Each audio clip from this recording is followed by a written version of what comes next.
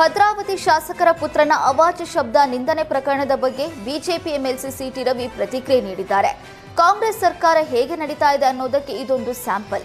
2023-24ರಲ್ಲಿ ಅತಿ ಹೆಚ್ಚು ಸರ್ಕಾರಿ ನೌಕರರು ಆತ್ಮಹತ್ಯೆ ಮಾಡಿಕೊಂಡಿದ್ದಾರೆ.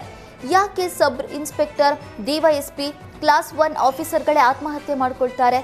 ಕಾಂಗ್ರೆಸ್ ಸರ್ಕಾರದಲ್ಲಿ ಸರ್ಕಾರಿ ಅಧಿಕಾರಿಗಳು ಪ್ರಚೋದನೆಗೆ ಬಗ್ಗಬೇಕಾಗಿದೆ. ಭದ್ರಾವತಿ ಶಾಸಕರ ಮಗ ಸಭ್ಯತೆಯ ಭಾಷೆಯನ್ನ ಬಳಸಿಲ್ಲ. ತಪ್ಪು ಯಾರೇ ಮಾಡಿದ್ರೂ ತಪ್ಪೆ. ತಪ್ಪು ಮಾಡಿದವರ ಮೇಲೆ ಕ್ರಮ ಆಗಬೇಕು ಎಂದು ಬಿಜೆಪಿ ಎಂಎಲ್ಸಿ ಸಿಟಿ ರವಿ ಆಗ್ರಹಿಸಿದ್ದಾರೆ.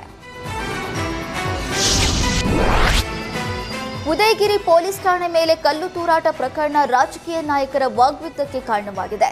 ರಾಜ್ಯದಲ್ಲಿ ತಾಲಿಬಾನ್ ಸರ್ಕಾರವಿದೆ ಎಂಬ ಪ್ರತಾಪ್ ಸಿಂಹ ಹೇಳಿಕೆಗೆ ಸಚಿವ ಬೋಸರಾಜು ತಿರುಗೇಟು ನೀಡಿದ್ದಾರೆ. ಪ್ರತಾಪ್ ಸಿಂಹ ರೀತಿಯ ಹೇಳಿಕೆಗಳಿಂದ ಸಮಾಜದಲ್ಲಿ ಇಂತಹ ವಾತಾವರಣ ನಿರ್ಮಾಣವಾಗಿದೆ.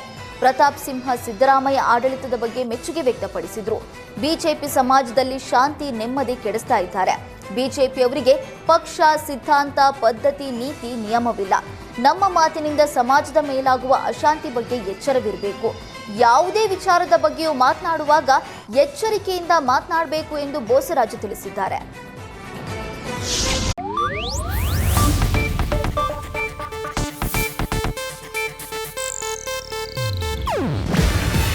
ಇದು ಏಷ್ಯಾನೆಟ್ ನ್ಯೂಸ್ ನೆಟ್ವರ್ಕ್ ಪ್ರಸ್ತುತಿ.